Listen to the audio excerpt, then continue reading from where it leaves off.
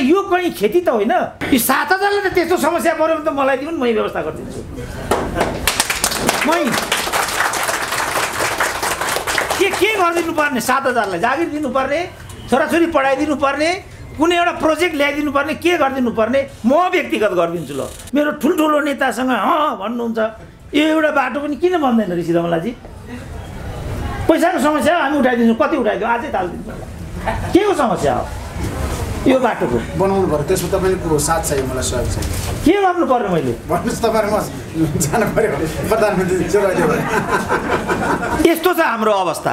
त्यो कस्तो खालको नेपाली हो म छक्क परेँ। यो सुरेन्द्र केसी भनेको त नक्कली पिएचडी गरेको डाक्टर रहेछ। त्यस्ता पनि पिएचडी गरेका हुन्छन् भन्न आइपुग्यो। भरपर्दो गरी भुटानले भन्नुपर्छ कि के कारण हो जसले गर्दा भुटानीहरू त्यहाँबाट निकालिनु पर्यो। अब नेपालमा भारतका ती 1 करोड नागरिक भनेको आफ्नो देशको सिमाना म रेगुलेट गर्छु भन्न पाइँदैन कसैले पनि। कहीँ यो भत्ताको लागि त यिनीहरूले यो 12,000 पालिराखेको होइन। आफ्नो ठाउँमा राख्नुपर्ने शरणार्थीहरूलाई काँकडभित्र कटाइदियो। अब भारतको डरलाग्दो दबाब भएको हुनाले यो गरेको हो कि किन यस्तो गरिएको? अनि यहाँका नेपालीहरू चाहिँ भुटानी कागज लिएर बेल्जियम गएर बस्ने। यतिका पत्र हेर विचार लगाएर बाहिर। यहाँ म एउटा गोष्ठीमा थिएँ माथि, बिचमा म भागेर आएको र फेरि यहाँबाट पनि भाग्नुपर्ने भएको हुनाले पालो मिचेर बोल्नको लागि उभिएको छु। अपुष्ट सुन्नेसम्म भुटानको समस्या हो, भुटानी शरणार्थीहरूको समस्या हो र उहाँहरूको लागि हामी नेपाली भएको हैसियतले, नेपाली मिडियाले, नेपाली बौद्धिकहरूले के गर्न सक्छौँ, हाम्रो यसमा के योगदान हुनसक्छ, के भूमिका हुनसक्छ भन्ने विषय प्रसङ्ग आजको जस्तो मलाई लाग्यो। वास्तवमा हामी धेरै अप्ठ्यारोमा छौँ। हाम्रो सिमाना व्यवस्थित हुन सकेको छैन। हाम्रो कमजोर अर्थतन्त्रले गर्दाखेरि हाम्रा दाजुभाइहरू लामो समयदेखि यहाँबाट बाहिरिने उपक्रमको लामो कथा छ। यो सिक्किमदेखि Darjeeling, Dooars, Bhutan, Myanmar, Thailand, Singapore, अब अहिले त संसारमा कुनै देश मलाई लाग्छ यस्तो छैन होला, अफ्रिकासम्म पनि, ल्याटिन अमेरिकासम्म पनि जहाँ नेपालीहरू पुगेका छैनन्। र मलाई लाग्छ नेपालीहरूको ठुलो हिस्सा जहाँ जहाँ पुगेको छ त्यहाँ ऊ प्राय पीडितै होला जस्तो लाग्छ मलाई। ऊ असजिलो काम गर्छ, जोखिमको काम गर्छ, चुनौतीपूर्ण काम गर्छ, अनेक किसिमका प्रताडनाहरू ऊमाथि हुन्छन्, सबै दुर्व्यवहारहरू ऊमाथि हुन्छन्। किनभने जुन भाग्य लिएर ऊ यहाँबाट गएको हुन्छ, मूलत उसले त्यहाँ पनि त्यही भाग्य बेहोर्नु पर्ने हुन्छ। एउटा धनी परिवारकी छोरी बिहा गरेर गई भने धनी परिवारमै पर्ने हो सामान्यतया, गरिब परिवारबाट गई भने सामान्यतया गरिब परिवारमा नै पर्ने हो। यो नियम मलाई लाग्छ यहाँ पनि लागू हुन्छ होला। लामो समयदेखि यो भुटानी शरणार्थीको मात्रै विषय, अहिले हाम्रो देशमा त 7-8 भन्दा बढी मुलुकहरूका शरणार्थीहरू छन् भन्ने छ। किनभने पछिल्लो पटक रोहिङ्गा शरणार्थीहरूको कुरा, अब म्यानमारबाट जो विस्थापित भएका छन् उनीहरूको लागि पनि शरणार्थी स्थल हाम्रै देश भएको भन्ने कुरा हामी सुन्थ्यौँ। बङ्गलादेशका शरणार्थीहरूको कुरा यही छ। यहाँभन्दा बाहिर अफ्रिकासम्मका शरणार्थीहरू यहाँ भन्ने कुरा छ। टिबेटको लागि त हाम्रो लागि नेक्स्ट एक्सेस नै भइहाल्यो। भुटानको हकमा चाहिँ भुटानका नेपालीहरू हाम्रै मुलुकका हुँदाहुँदै पनि भुटानीहरूको फर्स्ट कन्ट्री चाहिँ इन्डिया हो। तर इन्डियाले के गर्यो? आफ्नो ठाउँमा राख्नुपर्ने शरणार्थीहरूलाई काँकडभित्र कटाइदियो। 1, 2, 3 गर्दा गर्दै 1.25 लाखभन्दा बढी भुटानीहरू हाम्रो पूर्वी नेपालमा आएर बसोबास गर्नुपर्ने स्थिति भयो। आफ्ना दाजुभाइ भएको हुनाले, आफ्नो रगत भएको हुनाले उनीहरूमाथि हामी थप सहानुभूतिपूर्ण व्यवहार गर्नको लागि तत्पर हुनुको हामीसँग विकल्प थिएन। उनीहरू त्यसै पनि शरणार्थीप्रति शरणको मरण गर्नु हुँदैन भन्ने हाम्रो नेपाली परम्परा हो। त्यसमा पनि भुटानीहरू चाहिँ आफ्नै रगतको भएको हुनाले, आफ्नै मूलको भएको हुनाले यो प्रश्नै थिएन कि त्यस्ता खालका नागरिकहरूलाई जो शरणार्थीको रूपमा आएका हुन्छन् उनीहरूसँग कस्तो व्यवहार गर्ने। स्वभावतः मानवीय व्यवहार, मैत्रीपूर्ण व्यवहार, थप आफ्नै रगतको भएको हुनाले आतिथ्यपूर्ण व्यवहार, योभन्दा अर्को अप्सन हामीसँग थिएन। तर यो चाहिँ हामीले भन्नै पर्छ कि यो काम गर्नुपर्ने पहिलो दायित्व चाहिँ भारतको थियो। त्यसपछि हामीले के सोच्यौँ भने सायद यो राजनीतिक कारणले भुटानमा शरणार्थी समस्या उत्पन्न गराएर नेपालमाथि यो खालको दबाब दिन खोजेको हो कि हाम्रो बुझाइ यो थियो। टेकनाथ रिजालजीसँग पनि मेरो लामो समयसम्म अन्तर्क्रिया भएको थियो। उहाँ लामो समयसम्म जेलमा बस्नुभयो। त्यसपछि पनि अरू 2-3 जना हरिप्रसाद अरियाल होइन के हो हरिप्रसाद शर्मा लगायतको जो सांसदै हुनुहुन्थ्यो त्यहाँ उहाँहरूसँग पनि अन्तर्क्रिया हुन्थ्यो हाम्रो र यहाँ हाम्रा अन्य किसिमका संस्थाहरू पनि थिए भुटानीलाई लिएर। हामीहरूले लामो यसमा सहकार्य गर्न खोज्यौँ, यसको बारेमा विचार विमर्श गर्न खोज्यौँ, अनेक कुराहरू हामीले गऱ्यौँ, तर ती कुनै पनि प्रयासहरू सार्थक हुन सकेनन्। एकपल्ट यो UNHCR को एकजना अधिकारी कहाँ हामीहरूले एउटा संस्थालाई लिएर डेलिगेसन जानुपर्ने भएको थियो। त्यो बेला उहाँले सैद्धान्तिक कुरा गर्नुभएको थियो, वास्तवमा शरणार्थीहरूको समस्या कसरी हल गर्ने। यसलाई लिएर संयुक्त राष्ट्र सङ्घको चाहिँ जम्मा 3टा नीति मात्रै रहेछ, जुन कुरा अघि उहाँले पनि उल्लेख गर्नुभयो। पहिला भनेको सम्बन्धित देशमा नै फिर्ता पठाउने, दोस्रो भनेको स्थानीय देशमा मिलान गर्ने, तेस्रो भनेको तेस्रो मुलुक पुनर्वासमा पठाउने। भुटानी सम्बन्धमा शरणार्थी सम्बन्धमा विश्वव्यापी रूपमा यी 3टा नीतिहरू मात्रै हुन्छन्। यो हिसाबले भुटानी नागरिकहरूको पहिलो अधिकार भनेको चाहिँ भुटानमै फिर्ता भएर जान पाउने हो। दोस्रो भनेको हाम्रो देशमा जुन देशमा आएको हुन्छ ती मिलान गर्ने हो। तेस्रो भनेको मात्रै पुनर्वासमा जाने हो, तेस्रो मुलुकमा। तर उहाँले पनि अघि भन्नुभयो यो तेस्रो विकल्पलाई मात्रै यहाँ छनौट गरियो। अब के कारणले यस्तो गरियो? अब अमेरिकालाई यो खालको नागरिक चाहिएको हुनाले गरेको हो कि भुटानलाई बचाउनु पर्ने भएको हुनाले यो गरेको हो कि अब भारतको डरलाग्दो दबाब भएको हुनाले यो गरेको हो कि किन यस्तो गरिएको हो? यो बारेमा थोरै सिपी मैनालीले भन्न सक्नुहुन्छ, किनभने उहाँ DPM सम्म पनि रहिसक्नु भएको छ, क्याबिनेटमा पनि बसिसक्नु भएको छ, ठुलो नेता पनि हुनुहुन्छ, सँगसँगै एउटा चिन्तन गर्ने देशभक्त नेता पनि हुनुहुन्छ। उहाँले यसमा थोरै प्रकाश पार्न सक्नुहुन्छ। साथै स्वागत नेपालले पनि अन्तर्राष्ट्रिय कानुनको दृष्टिकोणले अन्य दृष्टिकोणले किन भुटानी शरणार्थीहरूमाथि यस खालको खेलखाल भएको, यसको के कारण हो? के कारणले यो जनसङ्ख्या हामीले बेहोर्नु पर्ने? हाम्रा दाजुभाइ भएको हुनाले, हाम्रो रगत भएको हुनाले उनीहरूलाई हामीले स्वागत गर्नुपर्छ भन्ने कुरा हामीसँग छँदैछ। तर भुटानबाट उनीहरू के कारणले विस्थापित हुनुपर्ने? किनभने भुटानको सभ्यता निर्माण गर्नमै नेपालीहरूको परम्परागत हात छ। भुटानीहरूमा त पशु पालन गर्नुपर्ने, कृषिको परम्परा थालनी गर्ने, सभ्यताको थालनी गर्ने सिकाउने मानिसहरू नै नेपाली हुन्।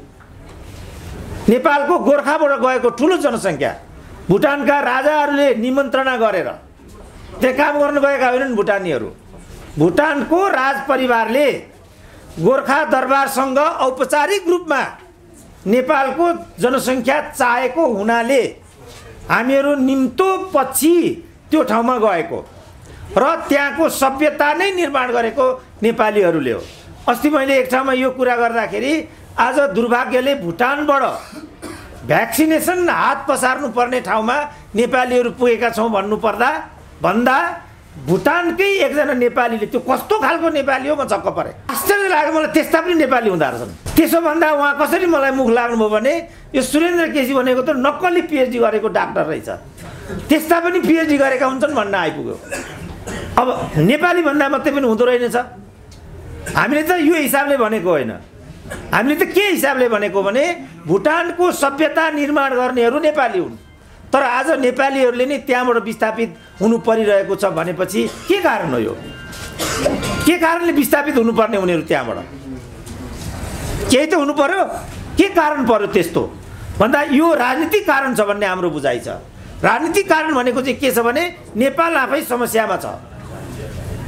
नेपाल उसको इथनिक क्लिन्जिङको कुरा होला, यो उसको समस्या हो। यदि नेपालीहरूले त्यहाँको कानुनको बर्खिलाफ केही गरेको भए पनि त कानुन बमोजिम दण्ड हुने कुरा हुन्छ, देश निकाला गर्ने कुरा त हुँदैन। त्यसकारणले चित्त बुद्धो र भरपर्दो गरी भुटानले भन्नुपर्छ कि के कारण हो जसले गर्दा भुटानीहरू त्यहाँबाट निकालिनु पर्यो। मैले त्यसपछि इन्डियाको कुरा गरेँ। सेकेन्ड कन्ट्री भनेको इन्डिया हो। इन्डियाले के कारणले यो जनसङ्ख्या हामीमाथि थोपरेको हो, त्यो पनि हामीलाई कारण चाहिन्छ। त्यसपछि नेपाल सरकारले यसमा के कस्तो डिलिङ गरेको छ भन्ने कुरा मैले अघि भने सीपी मैनालीजीले उल्लेखनीय मात्रामा यसमा भन्न सक्नुहुन्छ, किनभने नेपाल सरकारको आधिकारिक र सामग्रिक नीति नभएको हुनाले पनि यो समस्या चाहिँ खेलबाडको विषय बनेको छ। म के सुन्छु भने अनेक चरणमा वार्ता हुने गरेको छ भुटानसँग, प्रत्येक चरणमा भुटानले हामीलाई डोमिनेट गरेर पठाउने गरेको छ। र मैले के पनि सुनेको छु भने नेपालबाट प्रतिनिधिमण्डलमा जाने प्रतिनिधिहरूलाई अनेक किसिमको साम दाम द्रव्य लगायतको लोभ लालच लगाएको हुनाले क्रमशः नेपाल पछि पर्दै पर्दै पर्दै पर्दै गयो। भुटानीहरू उपेक्षित हुँदै हुँदै हुँदै हुँदै गए। अन्त्यमा गएर भुटानीहरूको त्यही देशमा फर्किने अधिकार कुण्ठित हुँदै हुँदै हुँदै गयो। नेपालभित्र पनि भुटानीहरू बदनाम हुँदै हुँदै हुँदै हुँदै गए। स्थानीय रूपमा अनेकौं प्रकोप पार्नमा भुटानीहरूको दुर्गुण रहेको भन्ने बदनामीहरू पनि बढ्दै बढ्दै बढ्दै बढ्दै गए।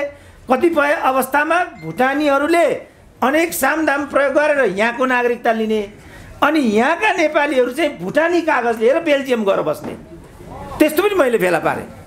म एकचोटि बेल्जियम पुगेको थिएँ। डाक्टर साहब मलाई एउटा ठुलो समस्या पर्यो, पार लगाइदिनु पर्यो। के समस्या पर्यो भन्दाखेरि त मेरा छोराछोरी उहाँ रहे, हामी हस्बेन्ड वाइफ यहाँ भयौँ। त आफ्नो छोराछोरी ल्याउन तिमीहरूलाई समस्या के पर्यो भन्दाखेरि म भुटानी कागजबाट आएको छु भन्छ। भनेपछि नेपालीले पनि फटाइ गरेको रहेछ, भुटानीहरूले पनि फटाइ गरेको होला। त यो फटाइको घानमा भुटानी जनसङ्ख्या पर्यो। त फटाइ गर्ने एउटा आम भुटानीहरू यो किसिमको व्यथामा किन पर्ने? त्यसपछि मात्रै थर्ड कन्ट्री सेटलमेन्टको कुरा आएको छ। अब यो जस्तो भुटानी रगतको कुरा अघि उहाँले गर्नुभयो, यो सेतो छालाको कुरा तपाईँले हेर्नुभयो भने अमेरिकाको हेर्नुभयो, अस्ट्रेलियनको हेर्नुभयो, ब्रिटिसहरूको हेर्नुभयो, उनीहरूमा एक खालको भाइचारावाद छ। अमेरिका जानु पर्यो भने आफ्नै देश गए जस्तो हुन्छ ब्रिटिस नागरिकलाई, अस्ट्रेलियामा आउनु पर्यो भने आफ्नै देश गए जस्तो हुन्छ। अस्ट्रेलिया त मलाई लाग्छ ब्रिटेनको लागि सेभ गरे जस्तो लाग्छ मलाई। अस्ट्रेलियाको हरेक साइनबोर्डमा कस्तो लेखिराखेको हुन्छ भनेदेखि ब्रिटिस नागरिक र ब्रिटिस गभर्मेन्टले जस्तै दुरुपयोग गर्यो भने पनि, हामीलाई जति नै प्रताडित र अपमानित गर्यो भने पनि हाम्रो ब्रिटेनप्रतिको भक्ति, ब्रिटेनप्रतिको आस्था अविचलित रहन्छ र हामी निष्कण्टक रूपमा ब्रिटेनप्रति आफ्नो आस्थाभाव जारी गरिरहेका हुनेछौँ। यो लेखेको छ। र अहिले पनि त्यहाँको head of the state British queen हुन्छन् अहिले पनि, र गभर्नर जनरलले शासन गर्छ त्यहाँ अहिले पनि, र अहिले पनि त्यो ब्रिटिस गभर्मेन्ट हो। यस्तो त हुन्छ। यो हिसाबले जो इन्टरनेसनली नेपालीहरू छन् विश्वभरि, ती नेपालीहरूप्रति हाम्रो एक खालको भाइचारा सम्बन्ध रहनु, नाताको सम्बन्ध रहनु, रगतको सम्बन्ध रहनु अस्वाभाविक भएन। तर जस्तो उहाँले भन्नुभयो कुटुम्बभरि सम्बन्धको कुरा, वैवाहिक सम्बन्धको कुरा, यसमा हामीलाई अलिकति चुनौती कहाँ छ भनेदेखि जस्तो भारतको राजनाथ सिंहले अहिले रक्षा मन्त्री हुनुहुन्छ, त्यो बेला गृहमन्त्री हुनुहुन्थ्यो, एउटा वक्तव्यमा उहाँले के भन्नुभएको थियो भनेदेखि नेपालमा भारतका 1 करोड नागरिकहरू छन् भनेर। अब नेपालमा भारतका ती 1 करोड नागरिक भनेको को हुन्? यो खुला सिमानाले गर्दा उत्पन्न भएको समस्या हो। हाम्रो लाचार र कमजोर सरकार भएको हुनाले बोर्डर रेगुलेट गर्न सक्दैन, हिम्मतले ऊ बोल्न पनि सक्दैन बिचरा। उसलाई तेरै मन्त्री हुनुपर्ने छ, कतिलाई त प्रधानमन्त्री पनि हुनु होला। त्यसकारण उनीहरू आफ्नो सत्वको बारेमा आफ्नो पोजिसन ग्लोबली कायम राख्न सक्दैन। नेपालीहरू आफ्नो देशको सिमाना म रेगुलेट गर्छु भन्न पाइँदैन कसैले पनि।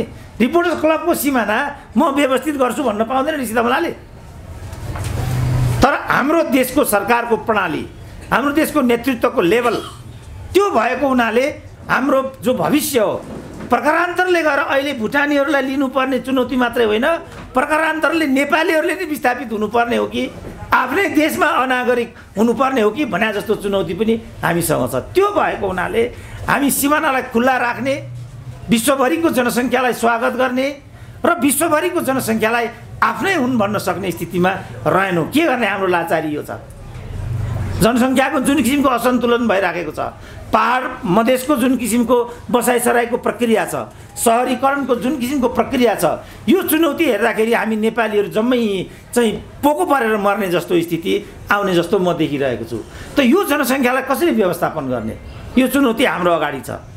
तपाईँ हेर्नुभयो कतिचोटि मैले भने ऋषि धमलाजी पनि यहाँ हुनुहुन्छ, मेरो ठुल्ठुलो नेतासँग भन्नुहुन्छ, यो एउटा बाटो पनि किन बन्दैन ऋषि धमलाजी?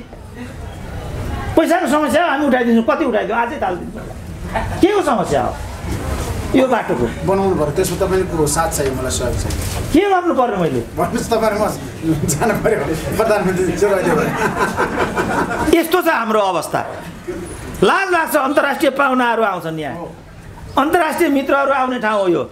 यतिका पत्र हेरेर विचार लगाएर यहाँ बाहिर यहाँ काठमाडौँको सबैभन्दा गए गुज्रेको ठाउँको रूपमा यो मैले सोधेँ, यही कुरा भयो कि यसको इन्कम केही नभए 4-5 लाख रुपियाँ त होला नि भन्दा कति 50 कि 60 लाख छ अरे यो परिसरको इन्कम मासिक। यसबाट एउटा पैसा निकालेर यति सडक पनि व्यवस्थापन गर्न सकिँदैन, यति गति छाडा चाहिँ आज हामी भएका छौँ। यस्तो बेलामा हामी यत्रो ठुलो निर्वाध जनसङ्ख्या, यत्रो ठुलो अव्यवस्थित सहरीकरण, बसाइ सरेको यो प्रक्रिया, पर्यावरणको यो चुनौती, बागमतीको यो फोहोरी स्थिति, भर्खरै मेलम्ची बर्बाद भएको, एक थोपो पानी नआएको, कसरी हामी व्यवस्थापन गर्न सक्छौँ यो सबै जनसङ्ख्यालाई? यो चुनौतीको बिचमा हामीहरू छौँ।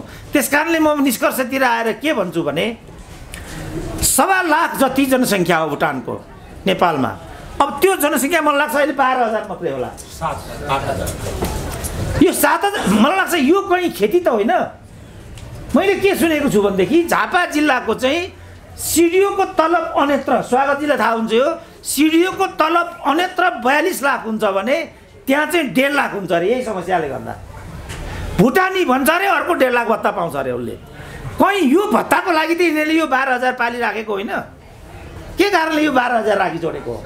7,000 यो 7,000 यो 7,000ले त त्यस्तो समस्या पऱ्यो भने त मलाई दिउँ, मै व्यवस्था गरिदिन्छु।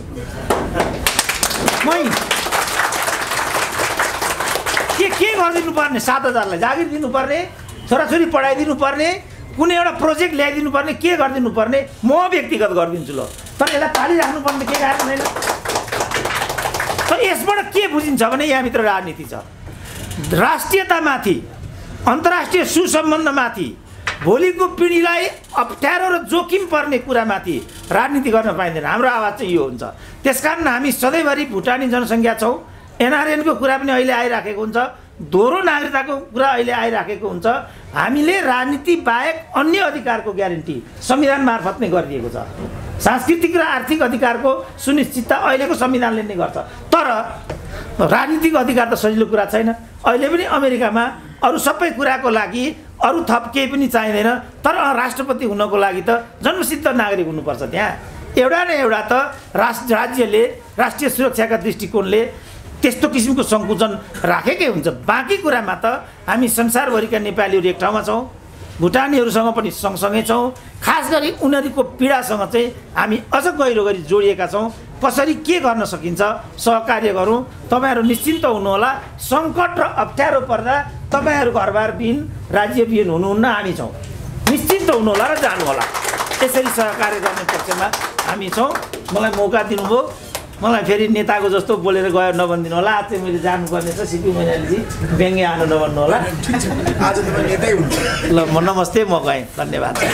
भुटानी शरणार्थीको समस्या सावधानको लागि, दीर्घकालीन समस्याको लागि यो बहस नउठेको होइन, यो विषयमा चर्चा परिचर्चा नचलेको होइन।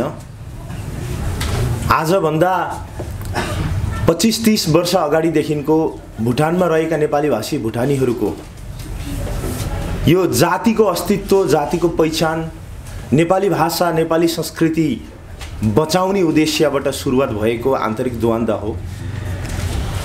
र नेपालमा आएर नेपाली भाषी भुटानीहरू भुटानबाट लखेटिँदा सायद उहाँहरू भारतमा बस्नुहुन्थ्यो होला, तर उहाँहरू भारतमा किन बस्नु भएन र सिधै नेपाल किन आउनुभयो? भारतको कुनै पनि ठाउँमा, कुनै पनि जग्गामा आसामतिर गएर एउटा जङ्गलको छेउमा गएर चाहिँ अथवा भुटान र भारतको बोर्डरमा चाहिँ क्याम्प लगाएर उहाँहरू बस्नुहुन्थ्यो होला, तर उहाँहरू त्यहाँ बस्नु भएन, उहाँहरू नेपाल आउनुभयो। किनकि उहाँहरूले के सोच्नुभयो, हामीले के सोच्यौँ भन्दाखेरि नेपाल आउँदा नेपाल हाम्रो पुर्ख्यौली थलो हो। नेपालबाट भुटान गएको 2 पुस्ता 3 पुस्ता पनि भएको थिएन। त्यो भुटान देश बनिसकेको थियो जतिखेर नेपाली भाषीहरू भुटानमा जानुभयो। र भुटानको जुन त्यहाँको तानाशाही निरङ्कुश सत्ताले चाहिँ नेपाली भाषा, नेपाली संस्कृति, नेपाली परम्परा, नेपाली रीतिथिति र नेपाली भाषालाई दमन गर्यो, आफ्नो संस्कार मनाउन नदिने भइसके पछाडि, नेपाली पुस्तकहरू जलाइसके पछाडि कुनै पनि सरकारी कार्यालयमा जाँदा होस् या कुनै ठाउँ हिँड्दा होस् घरबाट निस्किसक्दाखेरि चाहिँ आफ्नो पोषक लाउनै नपाउने भन्ने खालको नीतिहरू ल्याएपछि त्यो देशभित्र भएका नागरिकहरूलाई विभाजन गरिसके पछाडि चाहिँ त्यहाँ मानव अधिकार हनन भयो। हामीलाई मानव अधिकार चाहिन्छ भनेर आवाज उठाउँदाखेरि आर्मी शासन लागू गर्यो त्यो देशले र घर घरमा गएर कुटपिट गिरफ्तार गरेर विभिन्न किसिमका अमानवीय व्यवहारहरू गरियो। त्यसकारणले गर्दा त्यो भूमिमा बस्न नसकेर नेपालमा आयौँ। नेपालमा आए पछाडि त्यतिखेर देशको अवस्था सायद स्थिर थिएन। त्यसकारणले गर्दाखेरि नेपालसँग पनि त्यो लेभलको क्षमता थिएन र नेपाल सरकारले हामीलाई स्वतः नेपालीको हिसाबमा स्वीकार्न नसके पनि नेपालको भूमिमा शरण दिएकोमा हामी तमाम भुटानीको तर्फबाट नेपाल सरकारलाई धेरै धेरै धन्यवाद दिन चाहन्छौँ।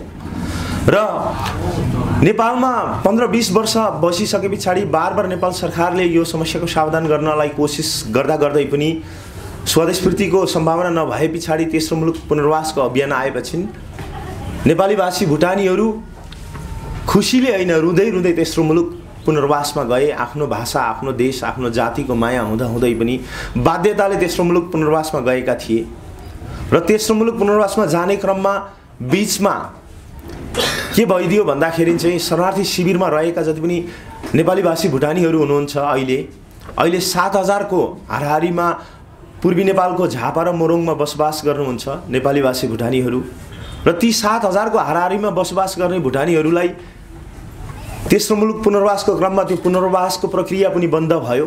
बीचमा दात्री सङ्घ संस्थाले पनि छोडेर गएको अवस्था र उहाँहरूलाई कुनै पनि किसिमको सुविधा नभएको देशले पनि ती थोरै अहिले रहेका 7,000 नेपाली भाषी भुटानीहरूलाई त्यति चासो नराखेको र उनीहरूको समस्याको समाधान गर्ने प्रयास नगरेको हुँदाखेरि र त्यहाँ रहेका मान्छेहरू जति पनि वृद्ध शारीरिक अपङ्गता भएका मान्छेहरू बालबच्चाहरू एकदमै भोकै दिन बिताउनु पर्ने अवस्था भएको देखिसके पछाडि चाहिँ म आफैले international welfare and support foundation of अमेरिकाको तर्फबाट नेपाल भ्रमण गर्न जानै पर्छ र शरणार्थीको समस्याको विषयमा आवाज उठाउनै पर्छ भन्ने निर्णय गरेर अमेरिकाबाट म नेपाल आएको हो यसपालि र म अमेरिका गएको 10 वर्ष भयो। म त्यही शरणार्थी शिविर टिमाई शरणार्थी शिविरबाट गएको हो र भुटानी शरणार्थी तिनै हाम्रा वीर पुर्खाका सन्तान हुन् जुन पुर्खाले यो देशलाई बचाउनको निम्ति रगत र पसिना बगाए।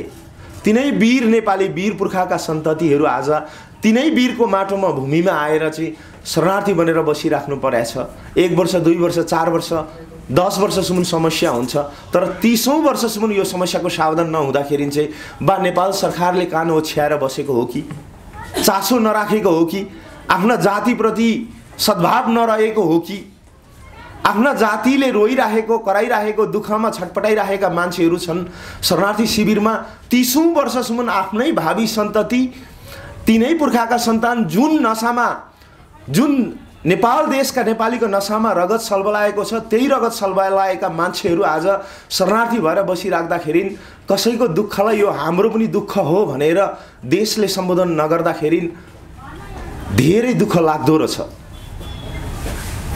किनभने आफ्ना जाति आफ्ना दाजुभाइ आफ्नै देशमा आफ्नै माटोमा आफ्नो पितृथलोमा आफ्नो पुर्ख्यौली नासो जुन पृथ्वीनारायण शाहले नेपाललाई एकीकरण गर्दाखेरि भन्नुभएको थियो नेपाल 4 जात 36 वर्णको साझा फुलबारी हो। भुटानका नेपालीहरू 4 जात 36 वर्णभित्र पर्ने नेपालीहरू हुन् र कुनै देशबाट उत्पत्ति भएर आएका त्यहाँ गएका नेपालीहरू होइनन्, नेपालबाटै गएका हुन्।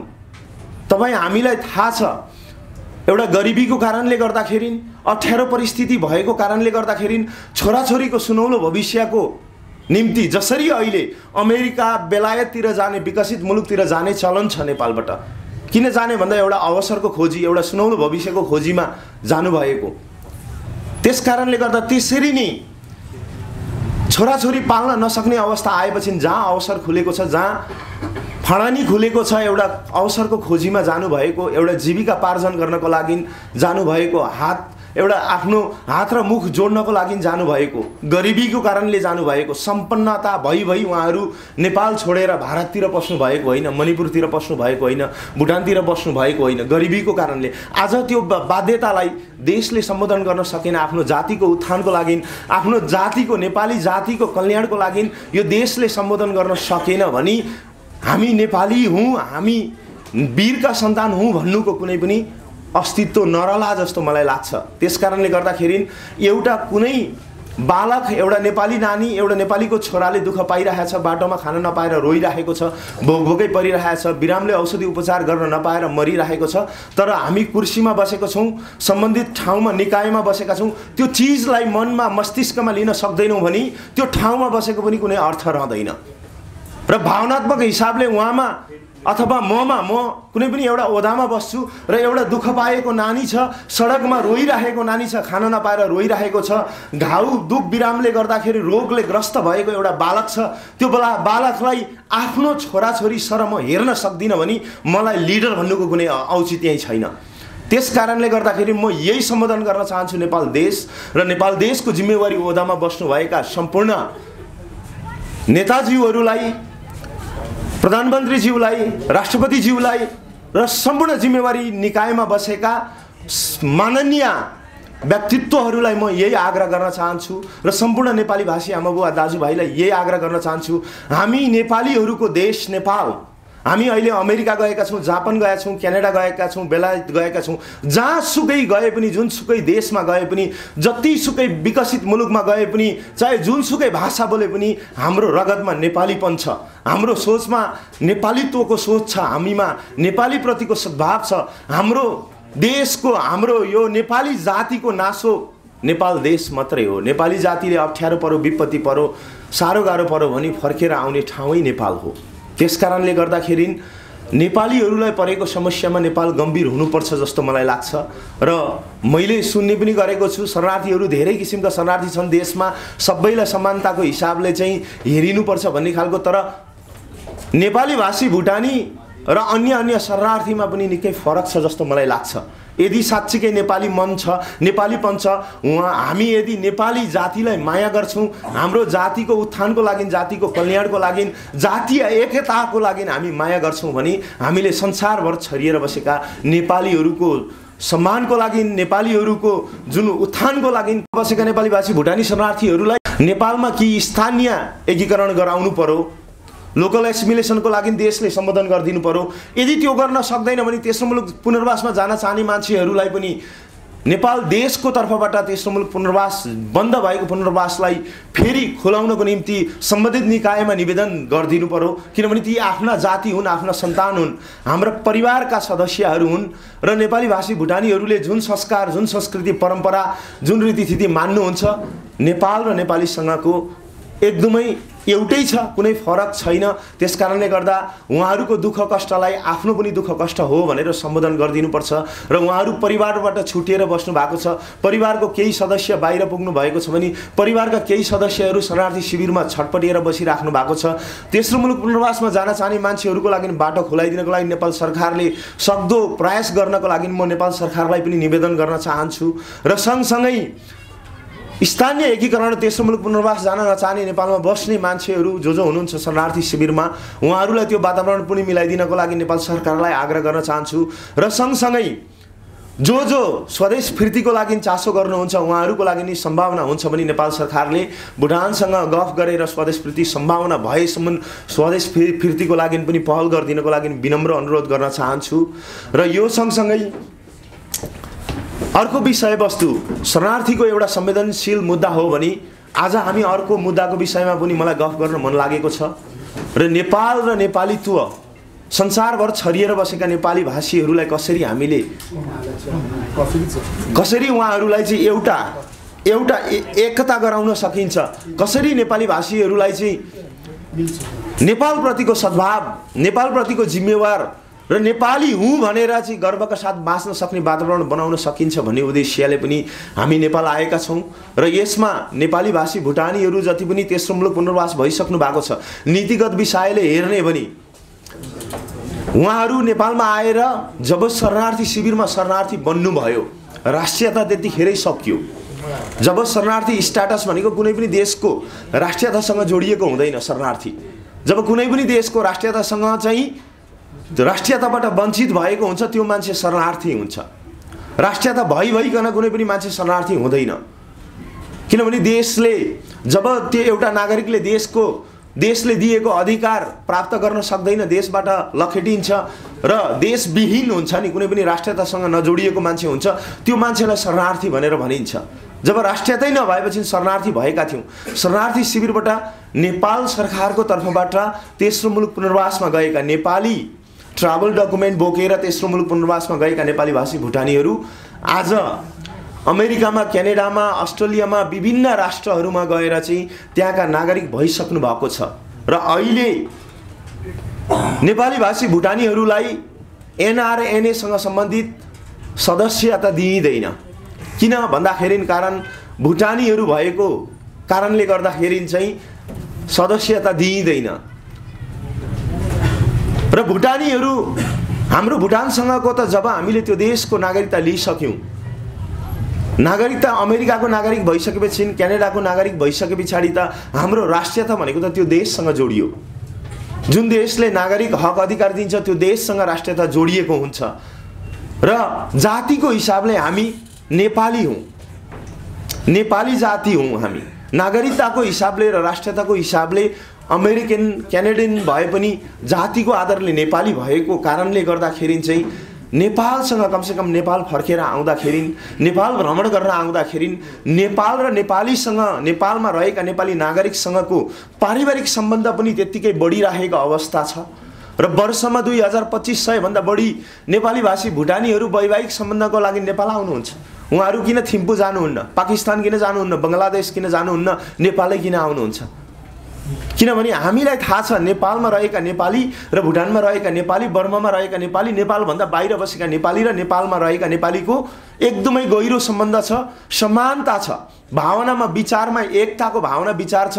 तर राजनीतिक एजेन्डाहरूले चाहिँ विभाजन गरिरहेको अवस्था भएको कारणले गर्दाखेरि हामीले नागरिकता हुनुपर्छ, नेपाल देशले हामीलाई नागरिकता दिनुपर्छ भनेर हामीले त्यो माग गरेका छैनौँ। हामी त्यो माग गर्दैनौँ पनि, त्यो कुरा अब हामीलाई त्यसको आवश्यकता पनि छैन। तर नेपाल आउँदाखेरि हामी नेपाली हौँ, हामी हाम्रो पुर्ख्यौली थलोमा आउँदैछौँ, हामी हाम्रो पितृ थलोमा आउँदैछौँ भन्ने एउटा सोच राखेर नेपालमा आउन पाइयोस्, विदेशीको ट्याग बोकेर नेपालमा आउनु नपरोस्, आफ्नो पुर्ख्यौली थलोमा र नेपालको लागि सद्भाव राखेर नेपालको लागि कुनै पनि सत्कर्म गर्दाखेरि खुलेआम म नेपाली हुँ र हाम्रो भावी सन्तति, हाम्रा छोरा नातिहरूलाई पनि कमसेकम नेपालप्रति कहिले पनि नबिर्सिने र नेपाली जातिको उत्थानको लागि चाहिँ एउटा सद्भाव राख्ने वातावरण बनाऊ। भोलि गएर हाम्रो छोरा नातिहरूले नेपालसँगको सम्बन्ध नबिर्सिउन्, नेपाली परिचयलाई नभुलुन् भन्ने उद्देश्यले समानताको नीति आउनुपर्छ। नेपाली भाषी, नेपालभन्दा बाहिर रहेका जति पनि नेपालीहरू हुनुहुन्छ, यदि गैर आवश्यक नेपाली सङ्गठन हुन्छ भने, कुनै पनि नेपालभन्दा बाहिर बसेका नेपालीहरूको संस्था हुन्छ भने, कुनै सङ्गठन हुन्छ भने, त्यो सङ्गठनले सम्पूर्ण नेपालीहरूलाई समेट्न सक्ने किसिमको सङ्गठन रहोस्, सम्पूर्ण नेपाली भाषीहरूलाई समेट्न सक्ने किसिमको सङ्गठन रहोस् र देशले पनि कुनै नीतिमा परिवर्तन गर्नुपर्छ।